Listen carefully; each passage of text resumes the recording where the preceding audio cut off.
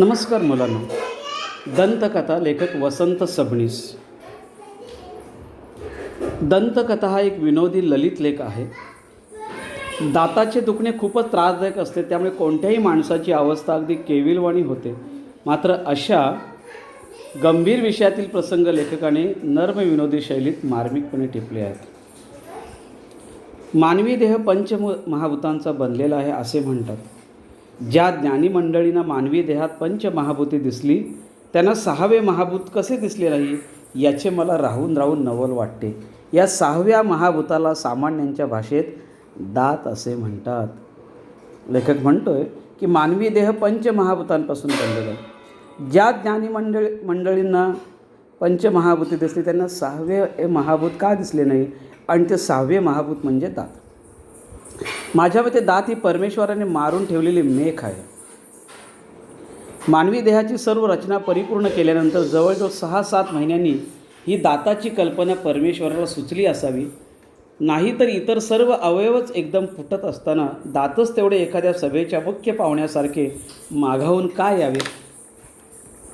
म्हणजे लेखक म्हणते की परमेश्वराने मारून ठेवलेली ही मेख आहे. मानवी देहाची रचना पूर्ण केल्यानंतर 6-7 महिन्यांनी दाताची कल्पना परमेश्वराला सुचली असेल.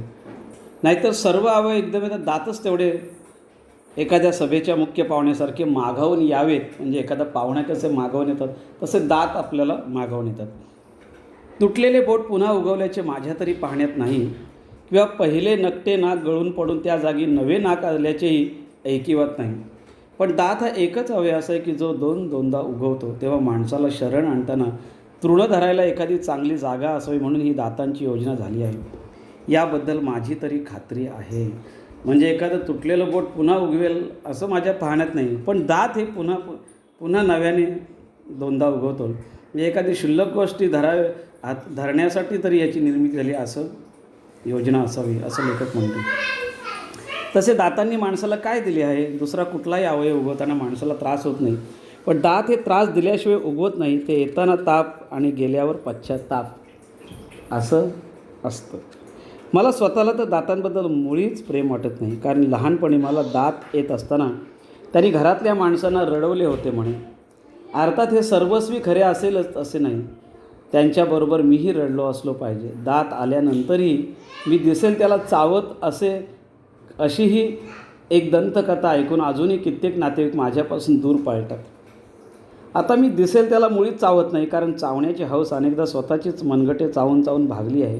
पण माझ्या दातांनी मला एवढा उपद्रव दिला आहे की त्या मानाने दुसऱ्यांना झालेला उपद्रव काहीच नाही, आणि म्हणूनच दातांबद्दल मला दातांत धरता येईल एवढासुद्धा आदर राहिलेला नाही. माझ्याप्रमाणे मराठी भाषेलाही दातांबद्दल आदर नाही असेही मला नंतर आढळून आले. कारण मराठी भाषेत अशी म्हण किंवा शब्दप्रयोग नाही ज्यात दातांबद्दल मंगल भावना व्यक्त झाली आहे. ज्या म्हणी व शब्दप्रयोग दातांशी निगडीत आहेत त्या दारिद्र्य, भिकारपणा, असभ्यपणा यांचे प्रत्यंतर घडवणारे आहेत. नाही म्हणायला प्रेमविवळ कवींनी प्रेयसीच्या दातांना कुंद काळ्यापर्यंत नेऊन पोहोचवले असेल तेवढाच अपवाद. तरी पण केवळ प्रेयसीच्या दातात जीव अडकून तिच्या प्राप्तीसाठी झगडणाऱ्या प्रियकराचे उदाहरण माझ्या तरी ऐकिवात नाही. डोळे, रंग, ओठ, एखादा तीळ, एखादी खळी माणसाला गुंतवतात, पण दात पाहून वेडा झालेला प्रियकर मला अजून भेटावयाचा आहे. लहानपणी जे न घासल्याबद्दल मार खावा लागतो, तरुणपणी जे फार घाशीत बसल्याबद्दल वडील माणसांची बोलणी खावी लागतात, व्यवहारात जे कोण केव्हा पाडील याचा भरोसा नसतो, आणि जे दंतवैद्याकडे जायला भाग पडतात ते दात, अशी माझी दातांबद्दलची कल्पना आहे. लेखक इथे म्हणतोय की मला स्वतःला दातांबद्दल मुळीच प्रेम नाही, कारण लहानपणी त्यांनी माझ्या घरातल्यांना भरपूर रडवले. अर्थात मलाही रडवलं असेल. दात आल्यानंतरही मी दिसेल त्याला चावायचो. कित्येक नातेवाईक आता माझ्यापासून लांबच आहेत, कारण त्यांना मी चावलेलो आहे. आता चावत नाही मी, कारण माझीच मनगटे चावून माझी ती चावण्याची हौस भागलेली आहे. माझ्या दातांनी मला एवढा उपद्रव दिलेल्या लेखकांनी की त्यामुळे दुसऱ्यांना झालेला उपद्रव त्रास कमीच असेल. त्यामुळे दातांबद्दल मला आदर नाही आहे. मराठी भाषेलाही आदर नाही, कारण मराठी भाषेत अशी म्हण किंवा एकदा शब्दप्रयोग दातांबद्दल चांगला नाही. अगदी क्षुल्लक त्याचं वर्णन आहे. अगदी कुंद कुंद कळ्यांपर्यंत नेऊन पोहोचवेल असेच एवढे दातांबद्दल म्हटलेलं आहे. कुंद कळ्यां म्हणजे कुंद कळ्यांचं झाड.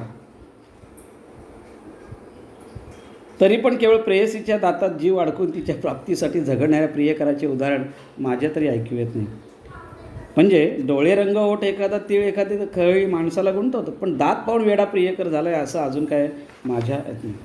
म्हणून लहानपणी जे न घासल्याबद्दल मार खावा लागतो, तरुणपणी घासत बसल्याबद्दल बोलणी खावी लागतात, आणि व्यवहारात जे कोण कधी केव्हा कोणाचे दात पडेल भरोसा नसतो, आणि जे दंतवैद्याकडे जायला भाग पाडतात, अशी माझी दातांबद्दलची कल्पना. मनुष्य स्वभावाप्रमाणे मीही प्रथम दातांची पर्वा केली नाही. दात दुखणाऱ्या माणसांची अवहेलना केली. एवढ्याशा दातदुखीचे एवढे मोठे कौतुक लोक का करतात हे मला कळत नसेल. आमच्या परशा पहलवानासारखा मस्त गडीसुद्धा दातांपुढे चारी मुंड्या चित झालेला मी पाहिला. तेव्हा मला दातदुखीचा जरा संशय आला. दातांबद्दल फारसं मी गंभीर नव्हतो, आणि काही लोक बाऊ करतात दात दुखतोय, पण मी गंभीरपणाने घेत नव्हतो. त्यांनाच बोलायचं काय एवढे दाताला घाबरतात. पण आमच्या बाजूचा परशा पैलवान जेव्हा दातदुखीने त्रस्त झाला तेव्हा मला थोडंसं दातांबद्दल संशय येऊ लागला. परशा जन्मापासून पैलवान, रानात अनेकदा लांडग्याशी एकटा झुंजलेला आहे. अनेक लांडग्यांचे सुळे नुसत्या काठीच्या तडाख्याने पाडणारा हा गडी नेहमी अशा आयटीत चालायचं की जसा काय वनराजच. छाती इतकी पुढे काढायचं की अनेकदा आधी त्याची छातीच दिसायची आणि अर्ध्या मिनिटांनी त्याचा चेहरा दिसायचा. रस्त्यात भेटला की काय रे कुठं निघालास असा त्याच्या दृष्टीने अत्यंत प्रेमळ पण माझ्या दृष्टीने अतिशय उर्मट असा सवाल करायचा.